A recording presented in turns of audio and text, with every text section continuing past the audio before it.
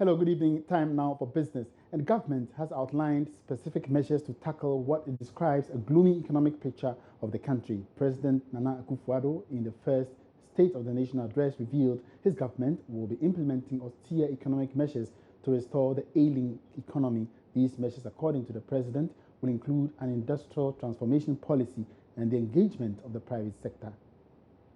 The maiden edition of the President's State of the Nation address was well attended by a sizable section of the public. President Akufo-Addo noted his government is committed to restoring the country's high debt ratio, which has ballooned to 122 billion Ghana cedis, representing 74% of the country's GDP. Revenue performance for the year was poor.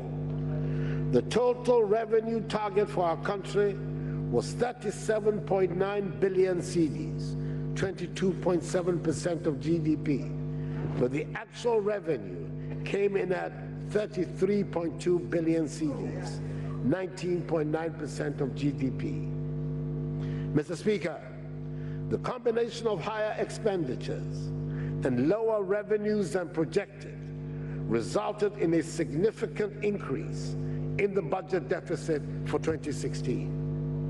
President Akufo-Addo also threw more light on some policy initiatives his government will be implementing this year to curb the high unemployment rate in the country. He said the flagship One District, One Factory policy will begin with a stimulus package for small, medium enterprises and failing manufacturing companies.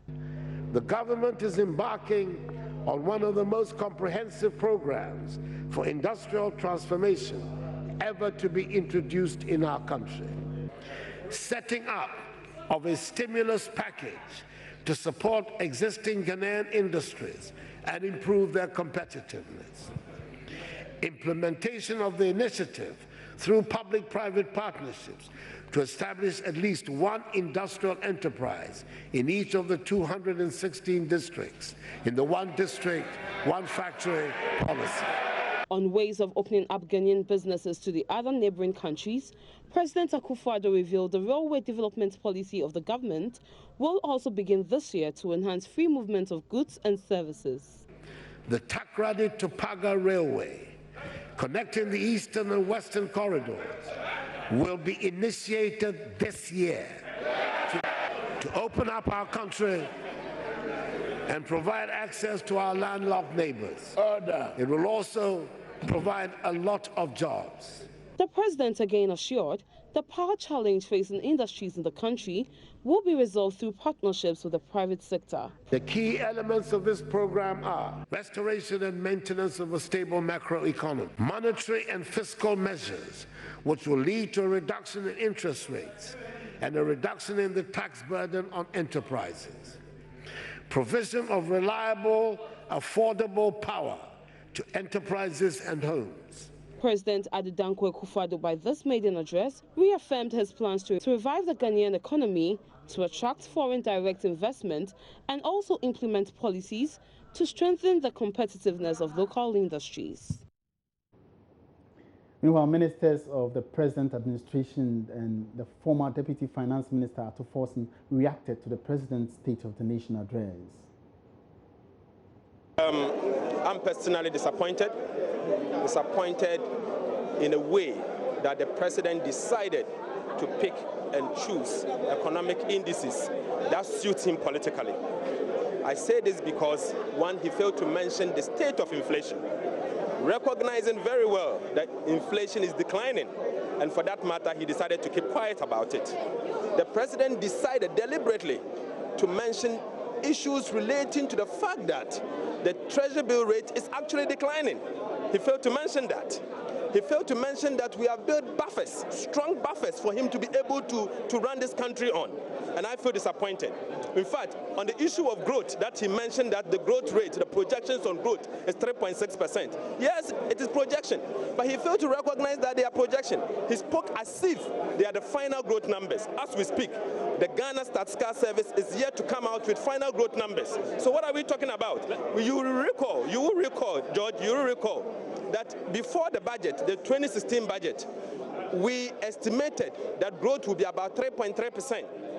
Today, the estimation, the MPP then recognized that they said that it's going to be the worst in the history of Ghana. They fail to recognize that even the projection is now moving from 3.3 to 3.6. And the fact that the out 10 may even be better than 3.6. Let us wait for Ghana Statistical Service to come out. Yes, he mentioned about debt. You should remember that in any case, we have numerator and a denominator. And for that matter, if the final growth numbers comes out and growth, the nominal growth plus the deflator is more in excess of what we have projected today, the growth as a percentage to GDP that he mentioned at 74 will change. So our challenge is to get into the details and next week Thursday, expand on the solutions and that we think will be required to do what he has signaled. The President raised another concern that he was very passionate about was the IMF program. We signed up to this program to avoid overruns in an election year.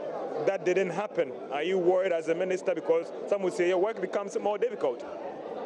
The work becomes difficult, but I think that people of Ghana voted for his presidency because they expected him to be able to put a team together that will confront the issues of candor and effectively do that. So it's okay. I mean, we were not here for easy sailing, and then we are committed to finding those structural problems. I mean, he did outline the issues of wages, earmark funds, and also the debt stock that we have.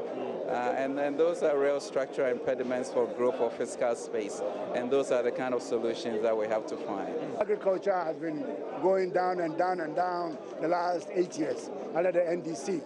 And his vision is to turn this fortune around because he realizes that agriculture has potential not only to increase incomes in the rural areas and on the farms, but also to create the much needed jobs which he promised in the manifesto of our party during the campaign. So he's starting with this, what we call the spearhead campaign of planting for food and jobs, which targets 200,000 farmers in all the 216 districts to start with. And secondly, they go on to plant these 5 crops, which is, as I said, rice, maize, sorghum, and vegetables, okay, and soya and vegetables. Together, that's going to cost 560 million Ghana cedis and will generate 1.3 billion Ghana cedis on farm for the participating farmers, and in the process create 750,000 jobs, which is quite substantial in the first year. 200,000 farmers.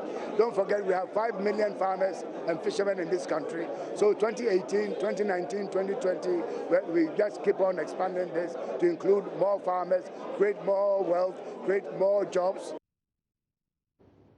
So those were some reactions to the State of the Nation address presented today in Parliament. Now, the General Agricultural Workers Union, GAU, is urging government to create markets to fend for the One Village, One Dam policy. President Akufo-Addo, in his maiden State of the Nation address, revealed his administration is resolved to improving farming. But in an interview with Joy Business, General Secretary of the General Agricultural Workers Union, Edward Karewe, tells Joy Business the policy risks facing severe challenges if government does not create a ready market for the policy. Let's take the One Village, One Dam policy. It's a novelty. But if you have a novelty policy, it also brings up some novelty challenges. The One Village, One Dam, if anything at all, is targeting the northern part of the country, where there's acute shortage of water for much of the year. It's about 8 months of the year without water, and then the rest you have rains. So you need a dam that will contain water for 8 months.